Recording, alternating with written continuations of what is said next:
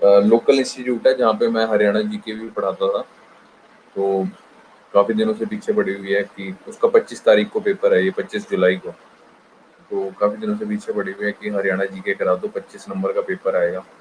मेरी साली ने भी भरा हुआ है, अभी उसको पता चलेगा कि रात को 2-2 घंटे इधर क्लास ली जा रही है। तो भाई सब शामत आने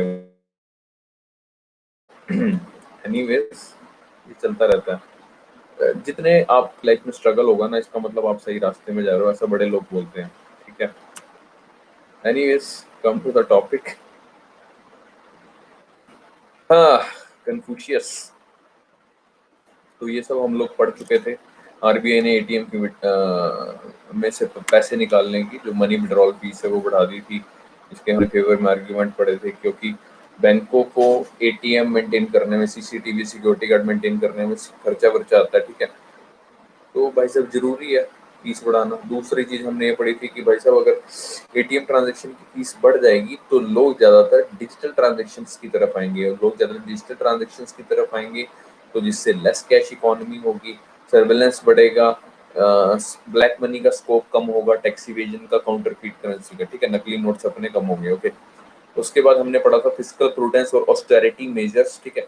फाइनेंस मिनिस्ट्री ने ऑर्डर किया सभी मिनिस्ट्री को, ठीक है, to reduce 20% expenditure in advertisement, publicity, over time allowance, staff reward, travel expenses, minor building maintenance, repair work. इससे होगा क्या, क्योंकि पोस्ट कोरोना के बाद, ठीक है, गवर्नमेंट को पैसा वैसा आ नहीं रहा, ठीक है, और उसकी टैक्स इनकम होगी है कम, ठीक है, तो उसको निपटने के लिए, यानी अपने एक्सपेंडिचर से निपटने के लिए, तो अपने खर्चे वर्चे कम कर रही है बेसिकली, ठीक है, ध्यान रखेंगे। मिनिमम सपोर्ट प्राइस का हमने पढ़ा था कि मोदी गवर्नमेंट ने अभी एमएसपी जो पैडी क्रॉप पे है, यानी जो चावल की फसल के ऊपर 72 रुपए क्विंटल बढ़ा दिया है, ठीक है। याद रखना, अभी 72 रुपए क्विंटल हो गया। पहले ही इसकी क्रिटिसिज्म क्या है, पहले ही यार एफसीआई के यानी फूड कॉर्पोरेशन ऑफ इंडिया के गोडाउन ऑलरेडी ओवरफ्लो कर रहे हैं और इंडिया के राइस एक्सपोर्ट बढ़ते जा रहे हैं। और कुछ क्रिटिक्स का ये कहना है कि भाई साहब सब्सिडाइज जो राइस है, जो चावल है, ये डाइवर्ट हो रहा है, इसको कुछ जो पीडीएस माफिया है, यानी पब्लिक डिस्ट्रीब्यूशन सिस्टम वाले जो माफिया हैं, जो डिपो के जो होते हैं मुखिया होते हैं, वो सारे बाहर एक्सपोर्ट कर रहे हैं, ठीक है। और इंडिया वैसे ही राइस का नंबर 1 एक्सपोर्टर है। और राइस और शुगर की कल्टीवेशन में आपको पता ही है, बहुत सारा पानी चाहिए, बहुत सारा पानी है चाहिए। तो अभी जैसे बारिश नहीं हो रही थी, तो आपको मैंने बताया था कि डीजल से जनरेटर वगैरह चला रहे हैं, जैसे ट्यूबवेल वगैरह चलता है। ट्यूबवेल तो समझते हो ना, वो देखा होगा आपने, गाँव वगैरह में देखा होगा ट्यूबवेल चलते हैं, जिससे पूरे खेत में पानी जाता है ना, देखा होगा आपने। तो इसका मतलब क्या है sir, we are exporting water, हम लोग पानी एक्सपोर्ट कर रहे हैं, ठीक है। ये आप ग्राउंड वाटर डिप्लीशन का कोई टॉपिक आता है, ठीक है, या वाटर मैनेजमेंट का टॉपिक आता है, उसमें भी आप ये सब पॉइंट्स ऐड कर सकते हो, ठीक है। याद रखना सर, जितना ज्यादा पढ़ते रहोगे उतना ज्यादा फोल्डर इकट्ठा होता रहेगा। जितने भी बड़े बड़े मतलब जिन्होंने भी एग्जाम क्लियर करा है, उनका यही कहना है कि आप अपने पास पहले फोल्डर इकट्ठा करो, ठीक है। जब आपके पास फोल्डर इकट्ठा हो जाएगा, सॉरी, जब आपके पास फोल्डर इकट्ठा हो जाएगा, ठीक है ना, तो काफी सारा मटेरियल इकट्ठा हो जाएगा। जब आपको पॉइंट्स पता होंगे, अच्छा यार ये इस एरिया में मैं ये पॉइंट्स लिख सकता हूँ, इस एरिया में ये पॉइंट्स लिख सकता हूँ, ठीक है। लेकिन आप ये नहीं कि अभी से आंसर राइटिंग शुरू कर दो, ठीक है, पहले आप पॉइंट्स इकट्ठे करो, समझे मेरी बात। यानी युद्ध में जाने से पहले पहले आपको सारे हथियार इकट्ठे करने पड़ेंगे। आप ये नहीं कि यार मैं वहां जाऊंगा एट ए टाइम सोच लूंगा कि ग्राउंड वाटर डिप्लीशन के बारे में क्या लिखना है, ऐसा नहीं होता, ठीक है। ऐसा अपना भी टाइम वेस्ट करोगे, तो इसलिए फोल्डर इकट्ठा करता रहे। तो उसके बाद हमारा जो टॉपिक है वो ये था एनबीएफसी के ऊपर। आपको पता होगा कि हमारे देश में अगर हमें कोई फाइनेंस पे पैसा चाहिए, ठीक है, वो दो ही सोर्सेज हैं जहाँ से पैसा आता है। एक तो है बैंक, ठीक है, और एक है NBFC, that is non banking financial companies, ठीक है। बैंक्स के ऊपर रेगुलेशन ज्यादा होती है और एनबीएफसी के ऊपर रेगुलेशन थोड़ी कम होती है, ठीक है, ये सभी को पता है।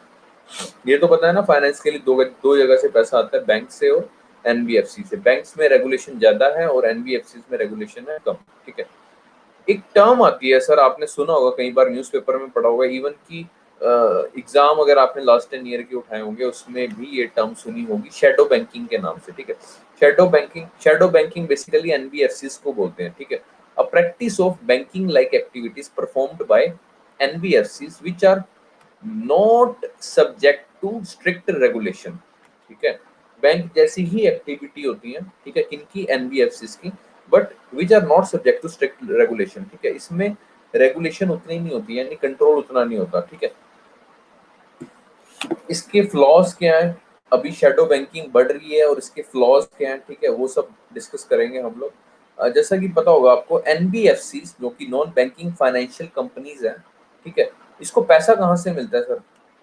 ये सपोज करो आप किसी एनबीएफसी के पास जाओगे, पैसे के लिए डिमांड करोगे, ठीक है, आपने कंपनी खोल ली है, आप डिमांड कर रहे हो, ठीक है, मनी की, लेकिन एनबीएफसी कहाँ से पैसा देगी? एनबीएफसी के दो ही सोर्स हैं पैसे के, या तो वो बैंक से पैसा लेगी, ठीक है, या फिर कोई इन्वेस्टर देंगे। सपोज करो मैंने एनबीएफसी खोली हुई है, ठीक है, मैंने और मेरे 2-3 दोस्तों ने मिलकर एनबीएफसी खोली हुई है, तो हम तीनों चारों ने मिलके 10-10 करोड़ रुपए इन्वेस्ट कर दिए, ठीक है, और वही 10-10 करोड़, मतलब सपोज 40 करोड़ रुपए हो गए, ठीक है, वो आगे फर्दर हम लोग डिस्ट्रीब्यूट करेंगे और उसी से हमारी कमाई होगी।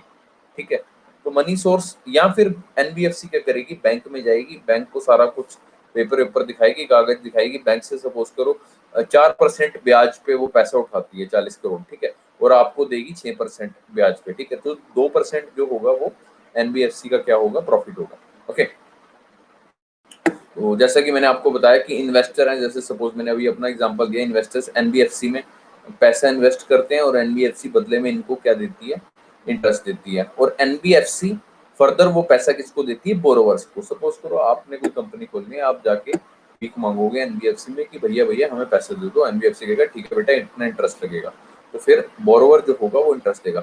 सो ये भी डेफिनेशन इसकी है कि NBFCs act as an intermediaries between investor and borrowers। ठीक है, एक बिचौले का काम करती है, ठीक है, एनबीएफसी इन्वेस्टर और बोरोवर्स के बीच में, याद रखना सर आपने। ठीक है, और एनबीएफसी क्या करती है, क्रेडिट जनरेट करती है और क्या करती है, लिक्विडिटी जनरेट करती है। ठीक है, credit generate plus generating liquidity. ठीक है, याद रखना ये आपने, छोटी सी लाइन। ठीक है, and NBFC act as an intermediaries between investor and borrowers. ठीक है, लेकिन शेडो बैंकिंग में दिक्कत क्या है, जो कि एनबीएफसी एक तरह से शेडो बैंकिंग सॉरी बैंक जैसी एक्टिविटीज करती है, ठीक है, but it is not subject to strict regulation. Shadow banking इसको इसलिए नाम दिया गया क्योंकि बैंक की तरह एक्टिविटी करती है, ठीक है, इसलिए इसको शेडो बैंकिंग, यानी कि बैंक की परछाई। Okay, now the next point is, अभी क्या कहते हैं, शेडो बैंकिंग सिस्टम है, ये कहते हैं it is a risk to banking system. अब वो कैसे है अभी आपको पता चल जाएगा सर। जैसा कि लिखा हुआ है that shadow banking system overtaken regular banking system in offering loan in US before 2008 financial crisis. ठीक है, 2008 का फाइनेंशियल क्राइसिस आपको पता ही होगा। वो कहते हैं शेडो बैंकिंग सिस्टम ने ओवरटेक कर लिया था बैंकों को लोन ऑफर करने में। ठीक है, 2008 के फाइनेंशियल क्राइसिस से पहले। तो आपसे आपका प्रीलिम्स का ये क्वेश्चन बन सकता है कि सबसे बड़ा शेडो बैंकिंग सिस्टम किसका है? याद रखना, यूएसए का, देन यूरोप का, एंड देन यूके का। ओके, तो आरबीआई ने अभी सर्वेलेंस बढ़ा दी है, ठीक है, शेडो बैंकिंग सिस्टम को लेकर। ठीक है, बेसल 3 नॉर्म्स है, याद है बेसल 3 नॉर्म्स किए थे हमने, याद है, हल्का सा धुंधला सा याद है, 8-10 साल पहले पढ़ा था हमने बेसल नॉर्म्स के बारे में। ठीक है, याद है ना? हाँ, तो बेसल 3 नॉर्म्स है जो उनसे, इट रिक्वायर सेंट्रल बैंक्स, यानी जितने भी सेंट्रल बैंक्स हैं, जितने भी सारे देशों के आरबीआई हैं, to tighten the supervision on shadow banking across the globe through steps such as defining minimum capital। Sir ये वर्ड याद रखना, डिफाइनिंग मिनिमम कैपिटल, यानी कि उस पर्टिकुलर एनबीएफसी की मिनिमम कैपिटल का कुछ डिफाइंड होनी चाहिए। ठीक है, जैसे कि हमारे देश में एक कमेटी थी जिसका नाम था उषा थोराट कमेटी। ठीक है, ये सर आपको ना मैं एक दिन ना स्पेशल कमेटीज का करा दूंगा कि इकोनॉमिक्स में कौन कौन सी कमेटीज बनी है, 10-15-15-20-30 जितनी भी हैं, सारी की सारी हम लोग कमेटीज लिख लेंगे। ठीक है, उसके बाद आपके रिपोर्ट्स लिख लेंगे, वर्ल्ड बैंक, इसमें पक्का क्वेश्चन आता ही आता है, वर्ल्ड बैंक द्वारा कौन सी पब्लिश रिपोर्ट है, आईएमएफ द्वारा कौन सी, ये अलग से स्पेशल एक अलग से बना लो। ठीक है, पैम्फलेट 2-3 पेज का बन जाएगा। ठीक है, और उस पर क्वेश्चन आना ही आना, हर बार आता है, कोई ना कोई रिपोर्ट पूछ लेता है कि ये रिपोर्ट कौन पब्लिश करता है, ये रिपोर्ट कौन पब्लिश करता है, ठीक है। तो जैसे कि मैंने आपको बताया कि उषा थोराट की कमेटी है, इसने क्या बोला है कि वो जो एनबीएफसी जिनका एसेट साइज 25 करोड़ से कम है, they are likely to go out of business. भाई साहब अपनी दुकान का शटर बंद करके दफा हो जाओ, ठीक है। याद रखना, हमारे देश में एनबीएफसी का एसेट साइज 25 करोड़ से अगर जिसका कम है, वो अपना शटर बंद करके बाहर दफा हो जाएंगे, ठीक है। ऐसा इस कमेटी का कहना था, किसका, उषा थोराट कमेटी का। और ये जो 25 करोड़ ये क्या है सर, ये डिफाइनिंग मिनिमम कैपिटल है। तो आपसे प्री में पूछ सकता है कि एनबीएफसी के लिए मिनिमम कैपिटल क्या डिफाइन है according to the Basel norms. So the answer here is 25 crore. Okay, if NBFC is carrying asset size less than 25 crore, then it will likely to go out of business. Okay. NBFC crisis के बारे में मैंने already बताया था आपको, आपको याद हो तो, ठीक है। यहाँ एक बार दोबारा बता रखा है कि एनबीएफसी क्राइसिस, जैसे कि आईएल&एफएस ग्रुप का बताया था, बड़ा ही फेमस है यार ये क्राइसिस तो, ठीक है। आईएल&एफएस का फुल फॉर्म है infrastructure leasing and finance services. हुआ क्या सर, इसका दिवाला कैसे निकला, ये एनबीएफसी का नाम है आईएल&एफएस, ये एनबीएफसी थी एक, ठीक है। जैसा कि मैंने आपको बताया कि एनबीएफसी के दो ही सोर्स हैं जहाँ से पैसा लेगी, या तो इन्वेस्टर देंगे या फिर बैंक लेंगे। तो बैंक से आईएल&एफएस ने, जो ग्रुप है, उसने पैसा लिया था, ठीक है। लोन लिए थे, शॉर्ट टर्म लोन लिए थे, लॉन्ग टर्म लोन लिए थे। तो भाई साहब ये कंपनी जो है, इसने डीले कर दिया ब्याज देने में, ठीक है ना। ब्याज लगती है, आपको मैंने बताया, ठीक है। बैंक से पैसा लोगे तो ब्याज तो लगेगी, ठीक है। तो इसने कुछ डीले कर दिया, तो जिस वजह से जो आपकी कंपनी है ICRA, that is investment information and credit rating agency है जो सी, ठीक है। इसने क्या किया, इसने जो रेटिंग्स हैं एनबीएफसी की रेटिंग्स है वो कम कर दी, ठीक है। आपको पता ही होगा, अगर आपके किसी नॉन टू में शेयर मार्केट में जो पैसे वैसे लगाते होंगे, आपको पता ही होगा। जैसे अभी रिसेंटली एग्जांपल देखा आपने, वो देखा होगा यार, रोनाल्डो ने किस तरह वो कोल्ड ड्रिंक नीचे कर दी, तो उससे ये मतलब कि मार्केट में हवा बन गई थी कि अभी कोक के शेयर गिर जाएंगे। देखी होगी यार, रोनाल्डो ने वो कोल्ड ड्रिंक रख दी साइड में और पानी की बोतल ली, मतलब उसने कहा कि यार ये कोल्ड ड्रिंक्स वगैरह ना पियो इस तरह की, ठीक है, और अपना पानी वानी पियो, ठीक है, साफ सुथरे रहो, उल्टी सीधी चीजें मतलब, ठीक है। तो जैसे ही ये इस तरह की क्रेडिट रेटिंग एजेंसीज होती हैं, जब ये रेटिंग्स कम दे देती है ना, तो इससे जो इन्वेस्टर्स होते हैं, मतलब जिन्होंने शेयर मार्केट वगैरह में, म्यूचुअल फंड्स वगैरह में इन्वेस्ट किया होता है उस पर्टिकुलर एनबीएफसी से रिलेटेड, तो वो सारे भाई सब निकलने शुरू हो जाते हैं कि अरे यार इसकी तो रेटिंग गिर रही है, तो धीरे धीरे इसमें से निकलना शुरू करो। तो जिससे क्या हुआ, जो बैंक्स थे, इन्वेस्टर थे, म्यूचुअल फंड्स थे, they start getting out, which led to the creation of situation of crisis, ठीक है। क्राइसिस की सिचुएशन पैदा होगी। ओके, ये सारी कहानी थी आईएल&एफएस ग्रुप, ठीक है। ये एनबीएफसीज और बैंक्स के बीच में डिफरेंस दिया हुआ है, एक मिनट बाद में करते हैं, उससे पहले आपको ये बता देते हैं एक बारी, अभी का बताता हूँ मैं। मार्च 2021 का ये आर्टिकल है जो कि मैंने उठाया था, ठीक है। Is India shadow banking on the road to recovery, क्या इंडिया की जो शैडो बैंकिंग है यानी एनबीएफसीज है, वो क्या मतलब ठीक रिकवर होने की स्थिति में है या नहीं है, इस आर्टिकल में बहुत अच्छी तरह एक्सप्लेन किया हुआ था, ठीक है। अच्छा, जब भी कोई तुम आर्टिकल पढ़ो ना, या कोई भी एडिटोरियल पढ़ो, ठीक है, तो एक चीज ध्यान रखो कि फर्स्ट गो में आपने फटाफट पढ़ना है। फटाफट मतलब ये भी नहीं कि अंधाधुंध पढ़ी जा रहे हो, मतलब बिना सोचे समझे, ठीक है।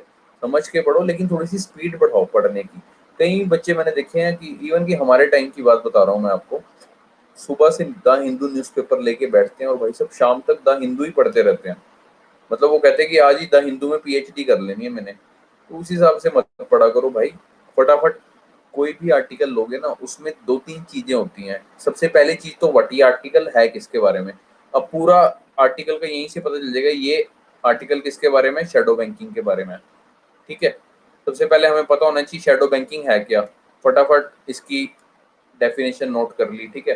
डेफिनेशन जब पता चल गई, उसके बाद ये क्या कह रहा है, इज पूछ रहा है कि is India shadow banking is on the road to recovery, क्या वो रिकवर हो रही है नहीं हो रही है। तो देखेंगे हमारे क्या क्या पॉइंट्स बन सकते हैं इसमें से। तो जैसे कि लिखा हुआ है, shadow banking in India has gained increasing popularity.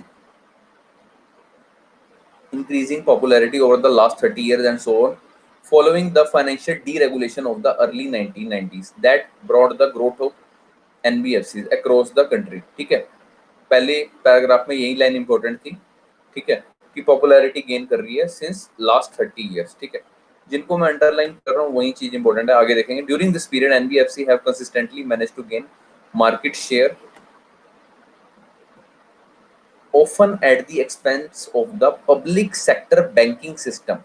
यानी कि ज्यादातर जो एनबीएफसीज ने पैसा लिया है वो किसका लिया? पब्लिक सेक्टर बैंकिंग सिस्टम का। ठीक है, nonetheless the commercial banks have remained one of the most important funding sources for the sector. ठीक है, याद रखना कि कमर्शियल बैंक्स जितने भी हैं ये इंपॉर्टेंट फंडिंग सोर्स है किसके लिए? एनबीएफसीज के लिए।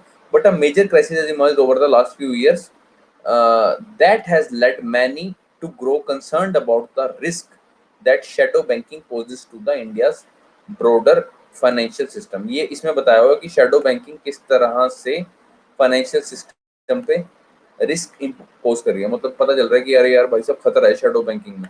ठीक है, अब इसकी एग्जांपल भी बताए होंगे इसमें।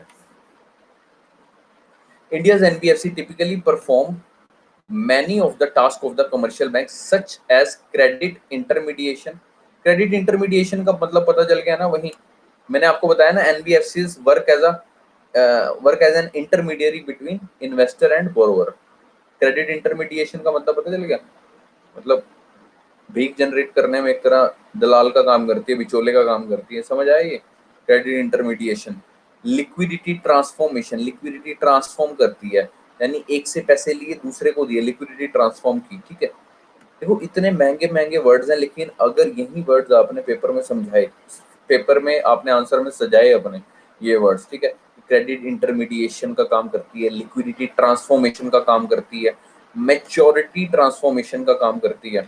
Okay, they can be used as a disaggregated network of financial institution, disaggregated network of financial institution and vehicles that direct funds from savers to investors through a diverse range of securitization and secured funding methods, and they typically operate in an unregulated, अब ये line important आ गई, they typically operate in an unregulated और under regulated environment। ठीक है, ये sir risk था जो हमने पढ़ा।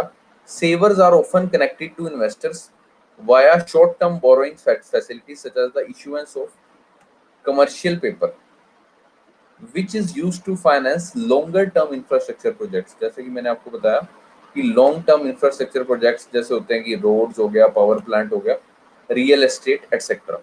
ठीक है, इस वाले पैराग्राफ में हमने क्या पढ़ा? एक तो क्रेडिट इंटरमीडिएशन का काम करती है एनबीएफसी, लिक्विडिटी ट्रांसफॉर्मेशन का, मैच्योरिटी ट्रांसफॉर्मेशन का। मैच्योरिटी समझ आ गया ना, लोन की मैच्योरिटी जब होती है ना। So they can be used as a disaggregated network of financial institutions and vehicles that direct funds from savers, जिनके पास पैसा होता है, investor, they are savers basically, to investors. ठीक है, through a diverse range of securitization and secured funding methods। ठीक है, and they typically operate, ये बहुत important line है, that they typically operate in an unregulated or under-regulated environment। ठीक है, and savers are often connected to investors via short-term borrowing facilities such as issuance of commercial paper, which is used to finance longer-term infrastructure। मान लो कि मेरे पास saving है, ठीक है, मैं गया किसी इन्वेस्टर के पास कि भाई साहब ऐसा है, मेरा पैसा एनबीएफसी में लगा दे। मैं गया उसके पास 1 करोड़ लेके, इन्वेस्टर ने वो 1 करोड़ रुपए उसमें इन्वेस्ट कर दिया। ठीक है, मैंने तो लिया शॉर्ट टर्म के लिए, पैसे दिए शॉर्ट टर्म के लिए, यार एक काम कर, मेरा पैसा 1 साल के लिए तू ब्याज पे लगा दे, इसका ब्याज देता रहियो। ठीक है, और इन्होंने क्या किया, एनबीएफसी ने फर्दर लॉन्ग टर्म के लिए दे दिया। ठीक है, अब सपोज करो मैंने आपको 100 रुपया दिया। ठीक है, आपको मैंने कहा कि भैया मेरा ये पैसा 1 महीने बाद चुका दियो। आपने मेरे को कहा कि भैया 100 रुपए पे मैं आपको 10 रुपए दूंगा, 110 रुपए दूंगा। यानी कि जब आपकी मैच्योरिटी हो जाएगी, जब आपकी जो आपने पैसा दिया उसकी मैच्योरिटी हो जाएगी, सपोज करो 1 महीने बाद मैच्योरिटी है, तो 1 महीने बाद मैं आपको 110 रुपए दे दूंगा। ठीक है, और ये चीज आपने फर्दर आपने 100 रुपया आगे लोन में दे दिए किसी को। ठीक है ना, क्योंकि एनबीएफसी को कोई कैश रिजर्व रेशियो वाला चक्कर तो होता नहीं, एसएलआर वाला चक्कर होता नहीं। तो एनबीएफसी ने क्या किया, आपने क्या किया, मेरा जो पैसा था, जो मेरे 100 रुपए थे, वो फर्दर किसी और को लोन में दे दिए। ठीक है, और आपने कहा कि भाई मैं तेरे से 120 रुपए लूंगा। ठीक है। उसने कहा ठीक है भाई 120 रुपए तो ले लियो, लेकिन मेरे को थोड़ा सा टाइम दे। तो आपने वो उसको लॉन्ग टर्म के लिए ले दिया कि हर महीने तेरे को मेरे को 20 रुपए देने हैं। समझे मेरी बात? यानी 2 महीने बाद तू मेरे से 140, मेरे को 140 रुपए देगा। समझे? तो इससे क्या हुआ, गड़बड़ी होगी ना। मेरे साथ तो उसने तय किया कि मैं आपको शॉर्ट टर्म के लिए आपसे पैसे ले रहा हूँ, और फर्दर मेरे पैसे आगे कितने में चढ़ा दिए, 2 महीने के लिए चढ़ा दिए। यानी मैच्योरिटी पीरियड का डिफरेंस आ गया ना। यानी मेरे से शॉर्ट टर्म की बात हुई थी और आगे जो दे रहा है उसको उससे लॉन्ग टर्म की बात कर ली। जैसे कि लिखा हुआ है, savers are often connected to investors via short term borrowing facilities. ठीक है। कौन देते हैं यार 5-5, 6-6 सालों के लिए पैसे? ठीक है। सच एज द, क्योंकि पता नहीं है कब ब्याज कट जाए, है ना। Such as the issuance of commercial paper which is used to finance longer term infrastructure projects such as road, power plants and real estate. But with the opportunity for higher returns coming, higher risk, which has been the core problem for the shadow banking in India in recent years. ठीक है। जितनी higher return की आप वो रखोगे ना, इच्छा रखोगे, ठीक है, उतने ही ज्यादा उसमें रिस्क होगा। ठीक है। Which has been the core problem for the shadow banking in India in recent year. Indeed the debate surrounding the country's NBFCs has been steering for some time। मतलब कि अभी कंट्री में डिबेट हो रही है, ठीक है, NBFC से related, with calls for the sector to clean itself up, कि भाई साहब इस सेक्टर को अपने आप को साफ सुथरा करना पड़ेगा, specially in terms of shortages of cash, क्योंकि NBFCs के पास कैश की शॉर्टेजेस हो जाती है। Mounting level of bad loans, जैसे कि बैंक में जब बैड लोन्स हो रहे हैं, ठीक है, तो NBFCs में भी होते हैं। ठीक है। And high cost of capital. ठीक है। And with asset quality having deteriorated with consistently since 2018, और एसेट क्वालिटी गिरती ही जारी है since 2018, if not before, and the collapse of several systematically important NBFCs during this time, and those calls are only growing louder in the middle of tougher operating environment created by the coronavirus pandemic. ठीक है। और ये अब और ज्यादा बढ़ती जा रही है, स्पेशली अभी जो टाइम है आपका कोरोना वायरस पेंडेमिक का जो टाइम है, उसमें तो और ज्यादा काम खराब होता जा रहा है। ठीक है। ओके, इसमें वही एग्जांपल दिया हुआ है IL&FS ग्रुप का। ठीक है। It ended up in defaulting of its payment obligation for commercial paper and unsecured borrowing. ये आपको रटने की जरूरत नहीं है, आपको बस पता होना चाहिए IL&FS ग्रुप नाम की एक NBFC थी। ठीक है। जो डिफॉल्ट हो गई थी। ओके, बस यही है इसमें। ये बताया हुआ कि कब इसका दिवाला निकला था, 2000 मिड 2018 में, जब major financier of the infrastructure business that is IL&FS group ने it ended up defaulting of its payment obligation for commercial paper and unsecured borrowing facilities worth around $60 billion. ठीक है। याद रखना सर आपने। और उसके बाद बताया कि एक दीवान हाउसिंग और अल्टिको कैपिटल इंडिया, ठीक है, इनका भी दिवाला निकला था। ओके, ये चीज याद रखना आपने, खाली नाम याद रखने हैं आपको, ज्यादा वो नहीं, ये आपके मेंस में काम आएंगे। ओके। तो अभी रिसेंट का जो रिव्यू है, शक्तिकांता दास जो कि RBI के गवर्नर है, उसने ये दिया, ही declared that a shadow banking situation has improve.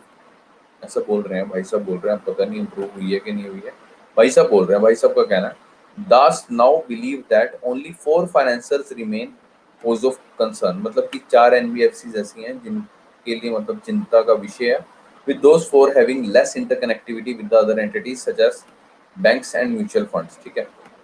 इनकी इंटरकनेक्टिविटी कम है बैंक्स और म्यूचुअल फंड से, और banking funding to NBFC sector has shown very good improvement.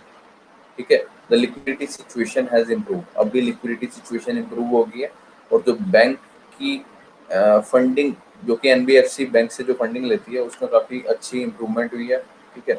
अब जो भी है, मतलब पहले जो दिक्कतें आती थी, जो डिफॉल्ट वगैरह के केस थे, अब थोड़ी सी इम्प्रूव हुई है पहले से। ठीक है।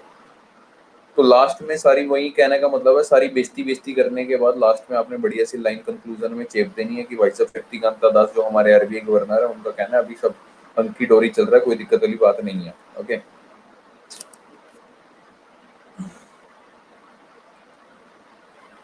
ये था सर एनबीएफसी और बैंकिंग के बीच में। ओके, फिर डिफरेंस अभी बाद में करेंगे, अभी पहले आगे न्यूज़ की तरफ चलते हैं। बैंकिंग से रिलेटेड न्यूज़ थी, ठीक है, वन लाइनर है, कोई खास इंपॉर्टेंट नहीं है। RBI give small finance bank licence to the Centrum financial services limited, ठीक है। आपको बस ये यहाँ पे पढ़ना है कि आरबीआई ने स्मॉल फाइनेंस बैंक का लाइसेंस दिए, किसको दिया? सेंट्रल फाइनेंशियल सर्विसेज लिमिटेड नाम की कंपनी है, ठीक है। और ये लाइसेंस अब कैसे मिलता है, ये इंपॉर्टेंट है। ऑन टैप लाइसेंसिंग सिस्टम हो गया। ऑन टैप लाइसेंसिंग सिस्टम मतलब कि आप जाओ वेबसाइट पे जाओ, क्लिक करो, साथ ही आपको लाइसेंस मिल जाएगा। अभी वैसा नहीं है, जैसे अभी आपको ये होता है ना, इसमें डीएल में होता है, सपोज करो आपको ड्राइविंग लाइसेंस चाहिए, तो जाओ टेस्ट वेस्ट दो। पता है आपको ड्राइविंग लाइसेंस के लिए कभी अप्लाई किया हो? आई थिंक बना होगा सभी का। वो टेस्ट सा लेते हैं कंप्यूटर पे बिठा के, अलग अलग तरह के निशान होते हैं, उसमें से चूज करना होता है, ठीक है।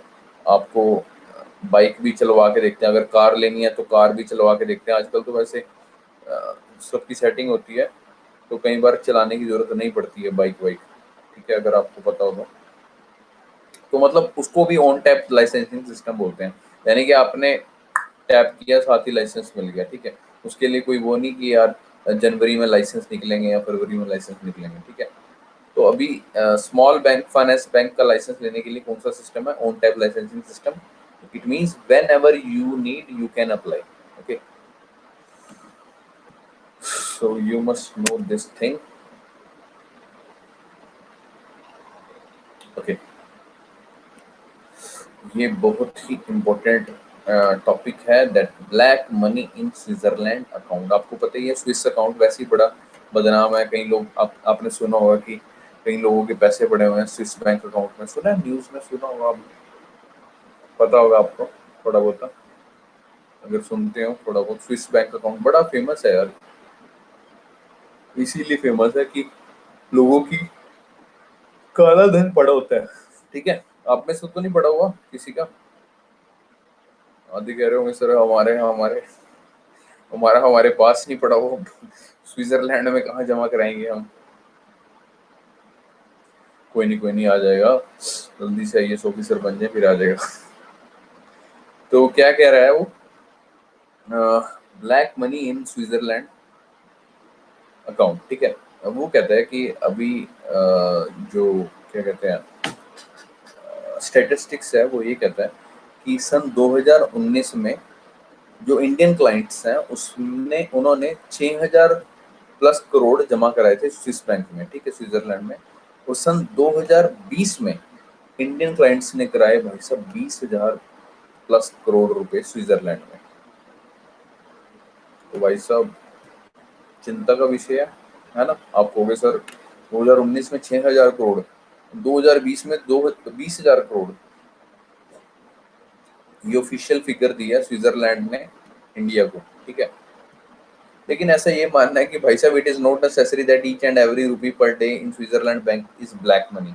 ऐसा जरूरी नहीं है कि स्विट्जरलैंड बैंक में, स्विस बैंक में जो पैसा जमा हो रहा है वो सारे के सारे ब्लैक मनी हो, ठीक है ना, ऐसा जरूरी नहीं है। क्योंकि अगर आपको पता होगा अंडर LRS एक सिस्टम, एक स्कीम है, लिबरलाइज रेमिटेंस स्कीम, ठीक है। आपसे पूछ भी सकता है प्री में या मेंस में, ये आपको याद रखना है सर, बहुत ही इंपॉर्टेंट है। Under LRS scheme, that is liberalized remittance scheme 2004, all residents or individuals allowed to freely remit up to 2,50,000 US dollar पर फाइनेंशियल ईयर, ठीक है। एक साल में आप 2,50,000 US डॉलर जमा करा सकते हो बाहर, ठीक है, आपको इतनी छूट है, ठीक है। ये छूट किन के लिए नहीं है, ये पढ़ लेना। कॉर्पोरेट्स के लिए नहीं है, पार्टनरशिप फर्म्स के लिए नहीं है,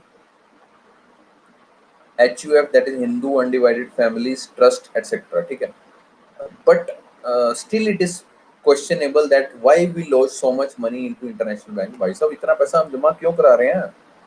ये तो ठीक है, आपने बात बोल दी कि भाई साहब ठीक है सर, LRS स्कीम है जो लिबरलाइज रेमिटेंस स्कीम है, उसके तहत जो 2004 में आई थी, उसके तहत ठीक है हर बंदा 2,50,000 US डॉलर जमा करा सकता है, ठीक है। लेकिन बाहर के बैंकों में क्यों करा रहे हैं सर? आपने आपकी बात मान ली कि ठीक है काला धन नहीं है सारों के पास, ठीक है, कईयों के पास जेन्युइन पैसे हैं, ठीक है। तो इसलिए आधे उन्होंने पैसे बाहर जमा करा दिए। लेकिन इंटरनेशनल बैंक्स में क्यों जमा करा रहे हैं? यही पैसा हमारे देश में कराओ, है ना। Instead if you park this money into Indian banks, भाई साहब वही सारी बातें गरीबों के ऊपर। भाई साहब bank will give loan to poor, welfare scheme होएगी, भारत डेवलप हो जाएगा। ये गरीब ही नहीं डेवलप हो रहे, 70-75 साल हो गए हमें आजाद हुए, कोई गरीब नहीं डेवलप हो रहे। तो सारी कहानी घूम फिर के वही गरीबों पे आ जाती है। तो क्या कहना है सर आपका इस पे? गुस्सा चढ़ गया मेरे को सही में। ये गरीब नहीं डेवलप हो रहे, चक्कर क्या है ये? आपको क्या लगता है? मतलब अमीर होना गलत बात है? मैं तो यार बड़ा अप्रिशिएट करता हूँ यार अमीर आदमी को। तो तुम्हारा क्या कहना है? मतलब कई लोग ना अमीर आदमी से बड़ी खुंदक खाते हैं। फॉर एग्जाम्पल जैसे हमारी जिम में एक बंदा आता है, ठीक है, अरे रामदेव तो ये है, रामदेव तो पैसे कमा रहा है। अरे तो क्या हो गया यार, कमा रहा है ठीक है, अच्छी बात है, उसमें टैलेंट है, तेरे में भी टैलेंट है, तू भी योगा कर ले। तेरे में टैलेंट है तो तू भी कुछ कर ले, जिम के बाहर आके तू भी कुछ उठक बैठक लगा, वीडियो बना, इंस्टाग्राम पे रील्स डाल, ठीक है, जनता को प्रभावित कर। ठीक है, तेरे में टैलेंट नहीं है, तू बकवास कर रहे हैं यहाँ पे बैठा हुआ। पता नहीं यार लोगों में ना, मैं सीरियसली बता रहा हूँ, अगर तुम किसी से जेलस कर रहे हो ना कि यार ये तो अमीर है, ये तो घटिया बंदा होगा, ऐसा नहीं होता यार। अमीर बंदा बना है वो मेहनत करके बना है, ठीक है, ऐसे कोई फोकट में नहीं अमीर बन जाता। ठीक है, इसमें कोई गलत बात नहीं है।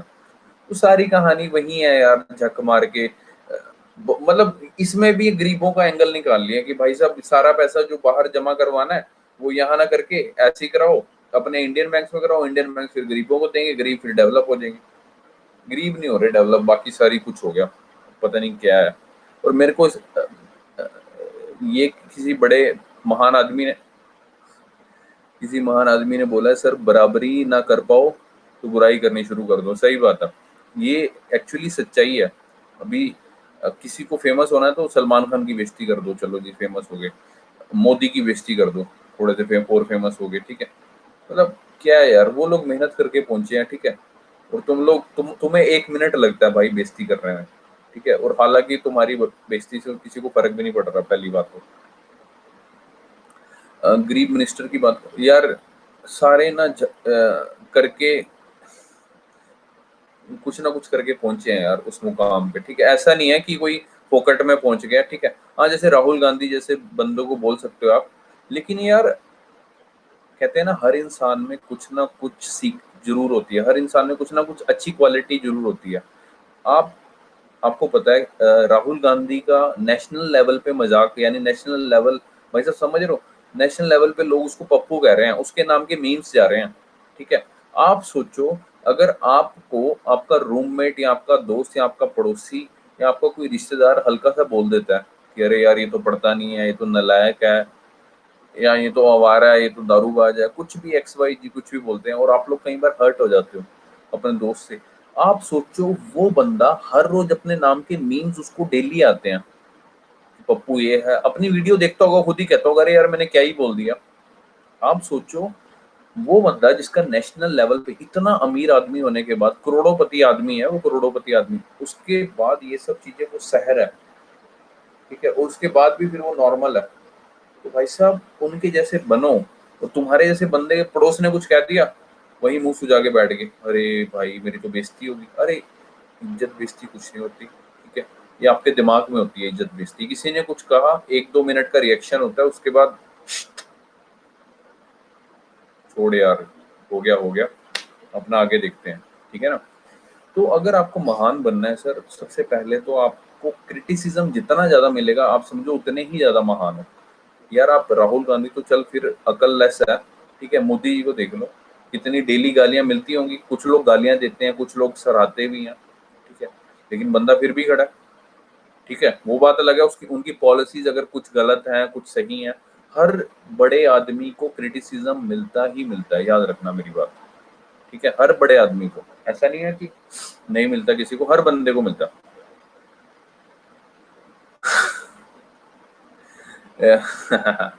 Ignore them like your crush ignores you every day, exactly, ignore करो, कोई दिक्कत नहीं है भाई साहब, एकदम मस्त बैठो।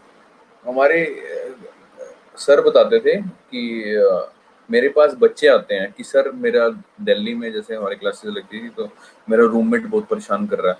सर कह रहे कि अगर यार आप आईएएस ऑफिसर बन जाओ, आईपीएस ऑफिसर, आपको पता है डीसी के ऑफिस के बाहर धरने लगा देते हैं लोग, 100 लोग, 200 लोग धरने लगाते हैं कह रहे भाई तेरे से रूममेट नहीं संभल रहा तो धरने तेरे ऑफिस के बाहर लगा देंगे, तू तो टेंशन में, तू तो रोने लगेगा। अरे भैया भैया धरना ना लगाओ, मैंने तो आज सेल्फी खींच के डालनी थी कि मैं डीसी बन गया हूँ, मेरे ऑफिस के बाहर तुमने आज ही धरना लगा दिया, आज ही मेरी पोस्टिंग हुई है। भाई साहब अगर आप रूममेट को नहीं संभाल पा रहे तो पूरा जिला कैसे संभालोगे? आईपीएस बन गए, टेररिस्ट आ गया आपके ऑफिस में आके थप बोल दिया कि भाई तेरे को उड़ा दूंगा, जान से धमकी दे दूंगा, तुम तो टेंशन में आ जाओगे। टेररिस्ट ने गाली निकाल दी, टेंशन में आ गए। किसी गुंडे ने, 2 टके के गुंडे ने आके ऑफिस में बोल दिया आपको कि भाई साहब जा रहे हो गए ना सब्जी खरीदने, टांग पे गोली मारूंगा, आप टेंशन में आ गए। अरे भाई ऐसे थोड़ी आईपीएस बनना है। ये छोटे छोटे इस तरह के जो छोटे मोटे नोकझोंक है ना, छोटा मोटा किसी ने कुछ कह दिया, पोक कर दिया, चलते रहो यार। ये लाइफ बहुत बड़ी है, लाइफ में बहुत कुछ करना है ना, ये चीजें निकाल दो दिमाग से। किसी ने क्या कहा, क्यों कहा, अपनी ऐसी तैसी मराए, हमें क्या लेना, ठीक है ना। हाँ, ये बात बिल्कुल सही बोली है मैम आपने, किसी को भी खुश कर पाना पॉसिबल है ही नहीं। इवन कि यार मैं सच्ची बताऊं, आप अपने पेरेंट्स को भी हमेशा खुश नहीं कर सकते, ठीक है, वो कभी ना कभी दिक्कत आ ही जाएगी, ठीक है, या आप भी अपने पेरेंट्स से कभी ना कभी नाराज होते ही हो, ठीक है। इवन की शादी होगी तो शादी के बाद बीवी को भी आप हर रोज नहीं खुश कर सकते, ठीक है ना। कभी ये नहीं लाए, वो नहीं लाए, ये है वो है, तो नहीं ठीक कर सकते। तुमने मेरी मम्मी को फोन नहीं किया, तुमने मेरे पापा को फोन नहीं किया। यार मैं तुम्हारे को ना सिंपल सी बात बताता हूँ, जैसे सपोज मेरा बर्थडे होता, ठीक है, बिलीव मी भाई, किसी का कॉल आए चाहे ना आए, अगर मेरे को किसी को विश करना है तो मैं ये नहीं देखूंगा कि इस बंदे ने मुझे विश किया था कि नहीं किया था, मेरे को करना है तो करना है। समझे मेरी बात? मतलब कि मन में कोई ग्रजेस नहीं है कि इसने नहीं किया तो मैं भी नहीं करूंगा। ये लड़कियों को होता है ना, इसने नहीं मेरे को हैप्पी बर्थडे भेजा तो मैं भी नहीं करूंगी। इस तरह की ये हरकतें छोड़ दो। Yes we are not on, घर बैठो तो घर क्यों बैठा है, बाहर जाओ तो घर ही नहीं बैठता, बाहर घूमता रहता पूरा दिन। हाँ इस तरह की होती है। ये मेरे साथ होता था। मेरी मम्मी कहती थी सारा दिन घर ही बैठा रहता है, किताबों में घुसा रहता है, थोड़ा बाहर जाया कर, दोस्तों में रहा कर। जब दोस्तों में जाने लगा रात को मैं फिर 2-4 बार 11-12 बजे आ गया। अरे तू तो बाहर ही जाने लग गया, तू तो लफंडर हो गया, तू तो ये है वो है। भाई मैं मार गोली आग लगा दो मेरे को, और कुछ नहीं है, ठीक है तो कहने का मतलब है, कहना भाई का आप सारों को खुश नहीं कर सकते, ठीक है। यार तुम ये देख लो, बिल गेट्स का डाइवोर्स हो गया, सब दुनिया का सबसे अमीर आदमी।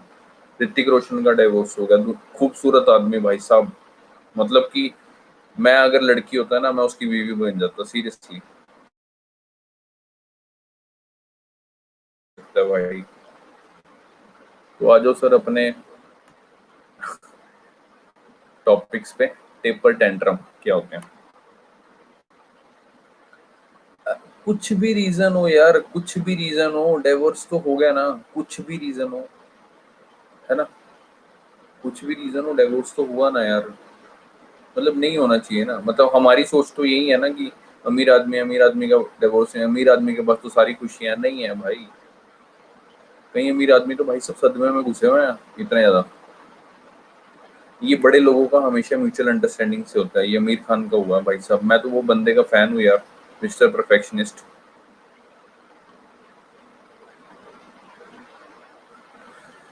15 साल पहले शादी हुई थी, उसके बाद दोबारा, अभी दोबारा करेगा।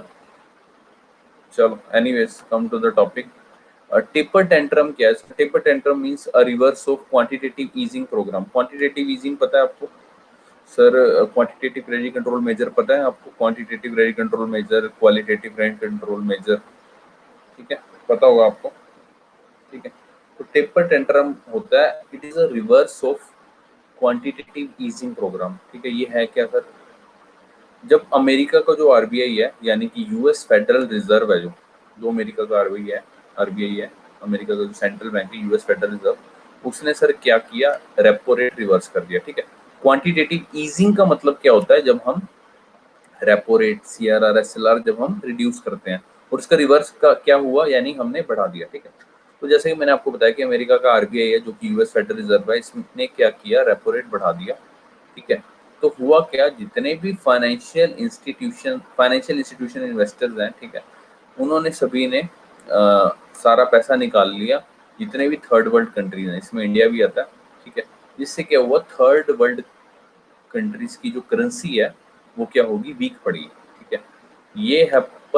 ये कब हुआ था सर, 2013 में, ठीक है। Some worried that it will happen again, ठीक है। लोगों को चिंता हुई कि यार ये चीज यानी टेपर टेंट्रम दोबारा होगा, ठीक है।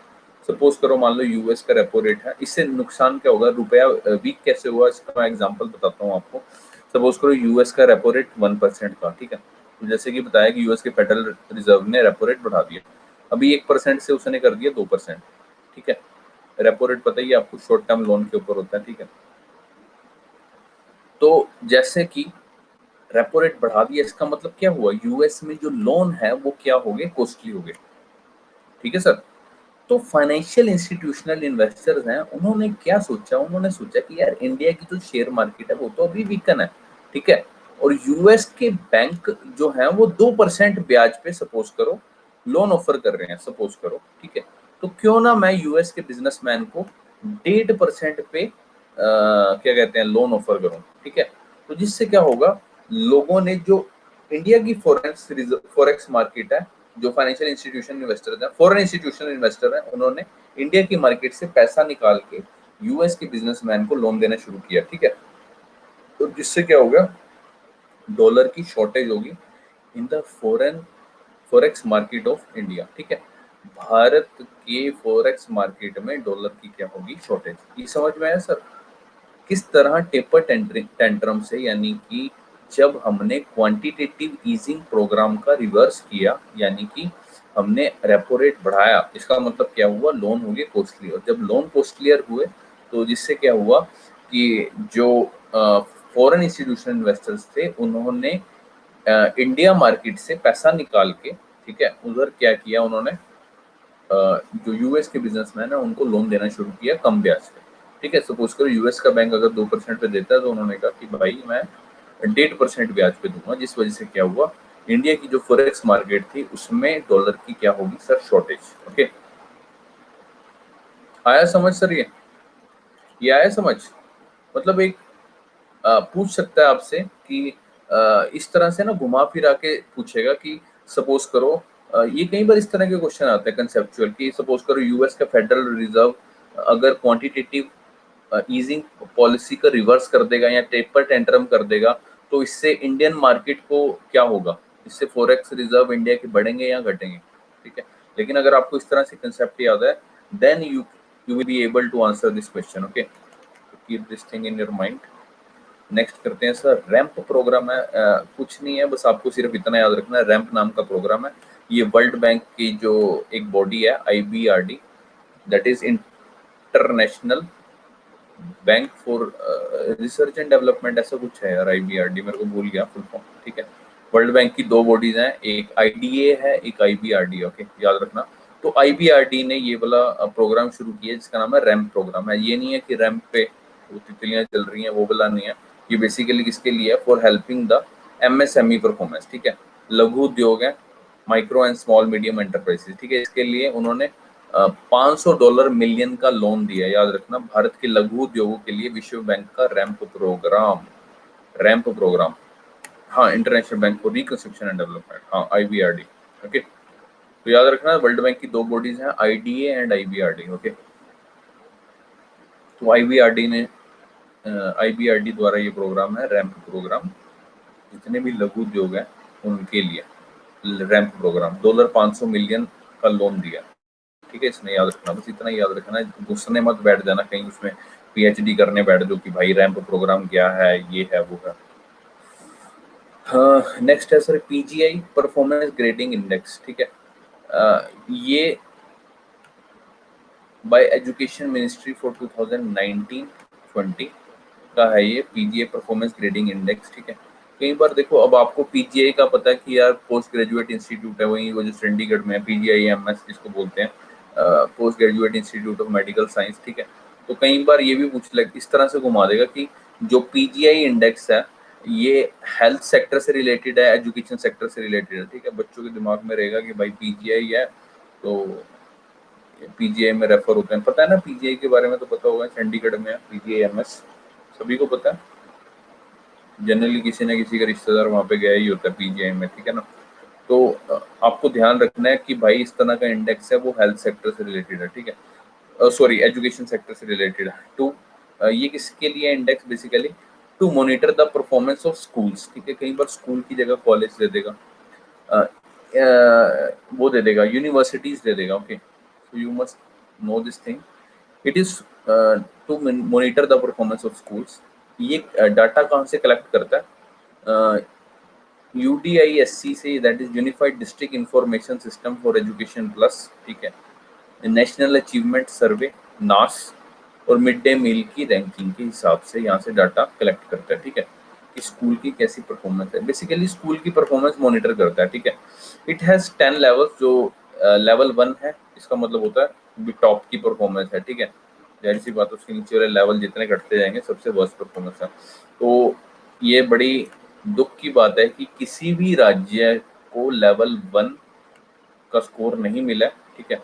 तो हाईएस्ट स्कोर किसको मिला है, पंजाब को, strange, Punjab achieved the highest score, oh my God, और मेघालय को लोएस्ट स्कोर मिला, ओके। तो याद रखना है, बस आपको प्रीलिम्स के लिए फैक्ट्स पता होने चाहिए सर, आपको कौन सी स्टेट ने हाईएस्ट स्कोर किया, कौन सी स्टेट ने लोएस्ट स्कोर किया। 10 लेवल होते हैं, it monitor the performance of school, basically education ministry द्वारा लॉन्च किया 2019-20 का। अगर हमने पीजीआई इंडेक्स देखें, अगर परफॉर्मेंस ग्रेडिंग इंडेक्स देखें, तो उसके अकॉर्डिंग पंजाब ने हाईएस्ट स्कोर किया और मेघालय ने लोएस्ट स्कोर किया, ठीक है, इतना पता होना चाहिए।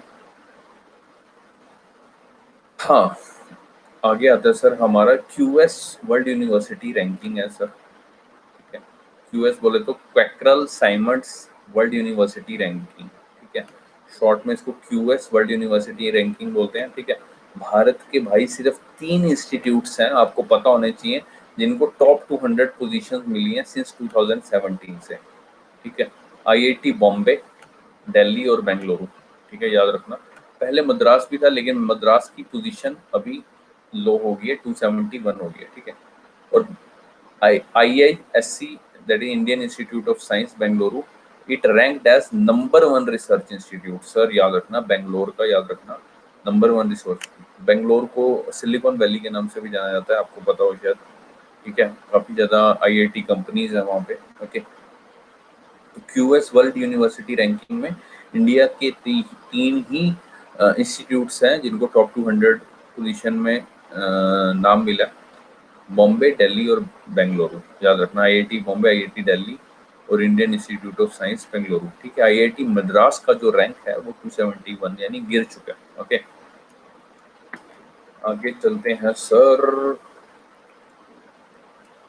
सुबह बता ही दिया था, वैसे मैंने दोबारा बता देता हूँ। एल सल्वाडोर, ठीक है, पहला देश है दुनिया का जिसने बिटकॉइन को अलाउ किया है as a legal tender. Legal tender समझते हो सर आप, लीगल टेंडर समझते हो, लीगल टेंडर किसको बोलते हैं, लीगल हो, जो करेंसी लीगल हो। फॉर एग्जांपल जैसे मान लो अब नोट है, ठीक है, 2000 रुपए का नोट है, इसकी एक्चुअल कीमत अगर पेपर की कीमत देखी जाए, पेपर की कीमत कोई 2000 रुपए थोड़ी है, 2000 रुपए का नोट है, उसकी एक्चुअल कीमत 2000 रुपए, सॉरी, उसकी एक्चुअल कीमत 2000 रुपए नहीं है। लेकिन जब उसको गवर्नमेंट ने लीगलाइज कर दिया, यानी गवर्नमेंट ने जब साइन कर दिया, उस पर लीगलाइज कर दिया, ठीक है, कानूनी तौर पर उसको लीगलाइज कर दिया, तब वो क्या बन गया, लीगल टेंडर, ठीक है। सिमिलरली एल सल्वाडोर, ठीक है, ये दिखा देता हूँ आपको, ये रहा एल सल्वाडोर, ये रहा कनाडा, यूएस, ये मेक्सिको, और ये है रहा आपका एल सल्वाडोर, ठीक है। It's a gateway of cocaine, यहाँ मैक्सिको से कोकीन पास होती है, और यहाँ एल सल्वाडोर से होते हुए यहाँ पे कोलंबिया में, ओके, ये आपको पता होना चाहिए। कोकीन वगैरह, ड्रग्स वगैरह बहुत ज़्यादा सप्लाई होते हैं मैक्सिको, मैक्सिको नहीं, मैक्सिको बोलते हैं इसको, मैक्सिको, एल सल्वाडोर, कोलंबिया, ठीक है, ये काफ़ी फेमस कंट्रीज हैं सेंट्रल अमेरिका के, ओके। तो एल सल्वाडोर कंट्री जो कि सेंट्रल अमेरिका में है, इसने इसके लीगल टेंडर्स, पहले यूएस डॉलर तो था ही, अभी इसका बिटकॉइन भी हो गया, ठीक है, फ्रॉम नाउ ऑनवर्ड्स, ठीक है, यानी कि वहाँ का जो ठेले वाला भी है, वहाँ का गोलगप्पे वाला भी है, उसको भी आप बिटकॉइन में पे कर सकते हो। साफ सीधी बात है, यानी buying selling tax payment done using bitcoin और यूएस डॉलर, ठीक है। Exchange rate between bitcoin and US dollar is decided by the market forces, ठीक है। इतना पीएचडी करने की जरूरत नहीं है, बस इतना ही समझो। फॉरेन इन्वेस्टर्स अभी क्या होगा, फॉरेन इन्वेस्टर जितने भी हैं, they bringing bitcoins to El Salvador will be given certain tax benefits, यानी जितने भी फॉरेन इन्वेस्टर्स हैं जो बिटकॉइन लेकर आएंगे एल सल्वाडोर में, उनको टैक्स बेनिफिट देंगे when they buy property etcetera. बस यही है, ये आपसे नहीं पूछेगा, आपको बस इतना पता होना चाहिए एल सल्वाडोर की लीगल टेंडर वाली कौन सी करेंसी है, कौन सा देश पहला है जिसने लॉ किया बिटकॉइन को as a legal tender. Okay,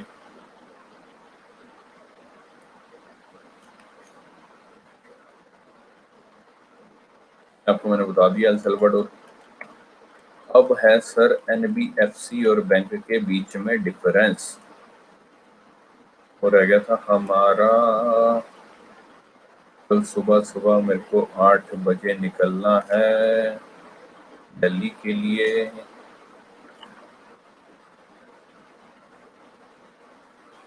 okay, फटाफट से कर लेते हैं, 2 मिनट क्या है, ठीक है। ये मैंने पहले भी कराया हुआ है, जस्ट आपको एक बार रिवाइज हो जाएगा, इसलिए मैंने इस स्लाइड के बीच में ये वाली स्लाइड दोबारा डाल दी।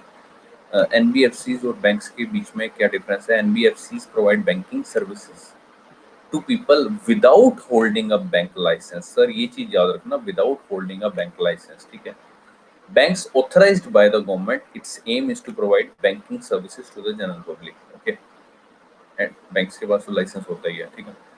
दे are registered under companies act 1956, ये चीज याद रहे सर हमेशा। एनबीएफसी किसके अंदर रजिस्टर्ड होती है, कंपनीज एक्ट 1956 के अंदर, और बैंक्स किसके अंदर रजिस्टर्ड होते हैं, बैंकिंग रेगुलेशन एक्ट 1949 के अंदर। Okay, NBFCs are not a part of payment and settlement system. भाई साहब बहुत इंपॉर्टेंट पॉइंट है, but banks are an integral part of payment and settlement system. Okay, NBFC is not required to reserve ratio for maintenance, मैंने आपको बता दिया, ठीक है, तभी इतने सारे क्राइसिस हुए। वो बात अलग है, बैंकों में भी क्राइसिस हुए हैं, ठीक है, और यहाँ कंपल्सरी है आपका सीआरआर और एसएलआर मेंटेन करना। ओके,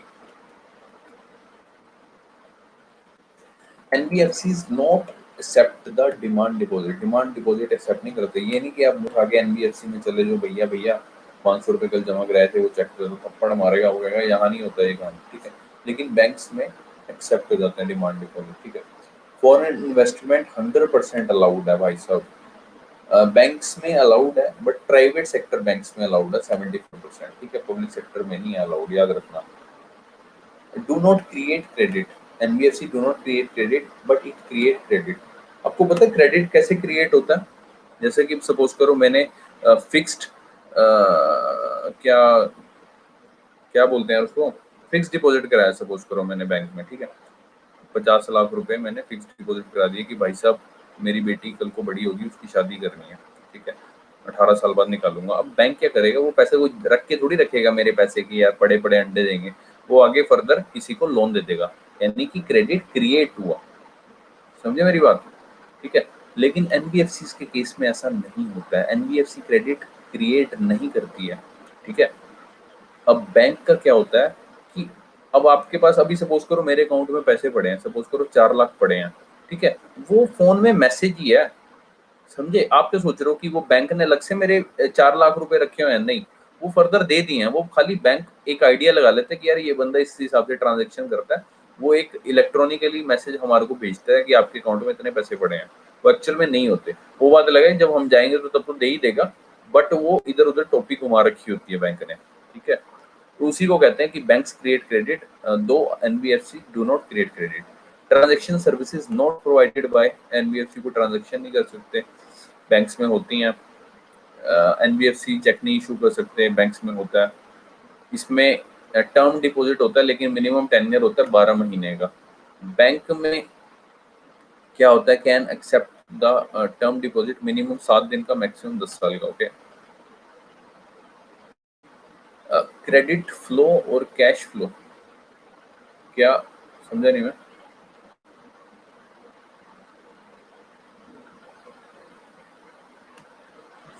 क्रेडिट मीन्स लोन हो गया ना, तो लोन कैसे क्रिएट हुआ, ठीक है, वो बैंक्स में होता है, एनबीएफसी में नहीं होता क्रेडिट क्रिएट। ओके, समझे मेरी बात? Not all NBFCs not allowed to take deposits, ठीक है, सभी एनबीएफसीज डिपॉजिट नहीं लेते, लेकिन कुछ जिनको स्पेसिफिक ऑथराइजेशन मिली हुई है आरबीआई से, they are allowed to accept और होल्ड द बैंक डिपॉजिट्स, ठीक है। तो ये था सर हमारा आज का मिसलेनियस का पार्ट 2। इसमें कोई दिक्कत हो तो बताओ सर। ये मैंने आपको जो भी वो थी, क्या कहते हैं, कुछ मिसलेनियस टॉपिक्स थे वो सारे करवा दिए हैं, पार्ट 1 पार्ट 2। हाँ जी हाँ जी, पूछो पूछो, पूछिए सर, पूछिए, क्वेश्चन पूछिए।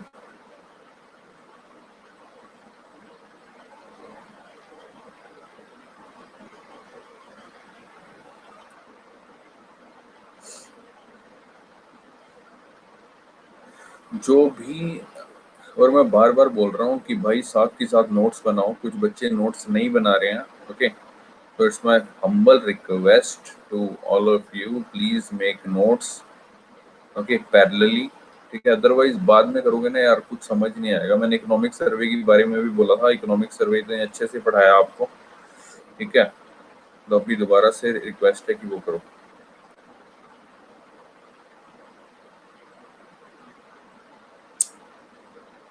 अरे सर, आप मेरे बात का मतलब नहीं समझे। क्रेडिट क्रिएशन का मतलब क्या होता है सर? सपोज करो, जैसे मैंने आपको बताया ना, आपने 5 लाख रुपए जमा कराए, ठीक है, आपको ये मैसेज चला गया कि आपके खाते में 5 लाख रुपए हैं, ठीक है, आपने 5 लाख रुपए जमा कराए, आपको मैसेज आ गया, इलेक्ट्रॉनिकली मैसेज आ गया कि आपके खाते में 5 लाख रुपए हैं, ठीक है। अब ये 5 लाख रुपए बैंक ने किसी को फर्दर लोन दे दिया, ठीक है। अब होता क्या है सर, सपोज करो किसी दूसरे बंदे को, सपोज करो यहाँ से किसी बच्चे को उठा लियो, सपोज करो पूजा को लोन दे दिया, एनबीएफसी ने पूजा को, सॉरी बैंक ने पूजा को लोन दिया। अब पूजा को 5 लाख रुपए लोन लेने आई है, तो कोई पूजा को 5 लाख रुपए ऐसे थोड़ी टैची में उठा के दे देंगे, ठीक है। वो 5 लाख रुपए का इसको एक तरह से इलेक्ट्रॉनिकली मैसेज जनरेट हो जाएगा कि भैया भैया आपको 5 लाख रुपए का लोन सैंक्शन हो गया और आपके खाते में 5 लाख रुपए पड़े हैं, ठीक है।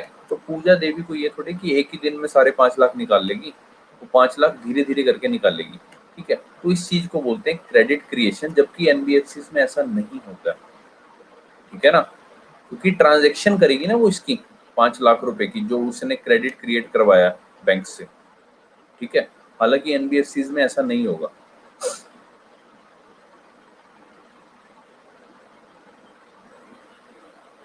क्रेडिट क्रिएट करना और क्रेडिट देना, ये दोनों अलग चीजें हैं, थोड़ा ध्यान से समझें। क्रेडिट क्रिएट करना और क्रेडिट देना, ये दोनों अलग चीजें हैं, आप इनको मिक्स मत करो।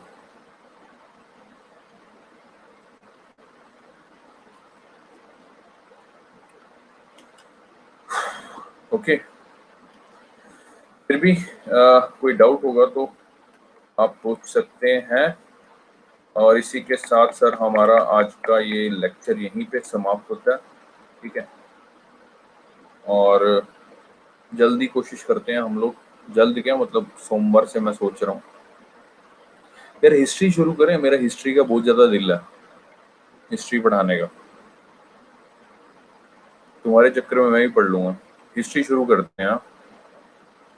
तुम्हारा जो चल रहा है वो चलने दो, कोई दिक्कत नहीं है, उसको मत कुछ करना, वो चलते रहने दो। अब मॉडर्न इंडिया से शुरू करेंगे यार, मॉडर्न इंडिया से शुरू करेंगे, फिर एंशियंट से शुरू करेंगे, उसके बाद लास्ट में आएंगे मिडेवल से। मिडेवल में कम क्वेश्चन आते हैं, ठीक है। मॉडर्न से शुरू करेंगे और मॉडर्न कर देंगे यार, एक हफ्ते में वाइंड अप कर देंगे, पक्की बात है, ठीक है। लेकिन कोई दिक्कत होगी तो मुझे बता देना, ठीक है, वहां जाके कहीं गाने लग जाओ कि दिक्कत है सर, जबरदस्ती पढ़ा रहे हैं रात को, मेरे को नींद आ रही होती है, मम्मी मेरी कहती है क्या कर रहे हो रात को, ये वो, ठीक है, इस तरह से कलाकारियां ना दिखाना, ठीक है। तो चलते हैं सर, कल दिल्ली किसी को चलना हो तो बता देना दिल्ली, ठीक है। कल मिलते हैं सर आपको।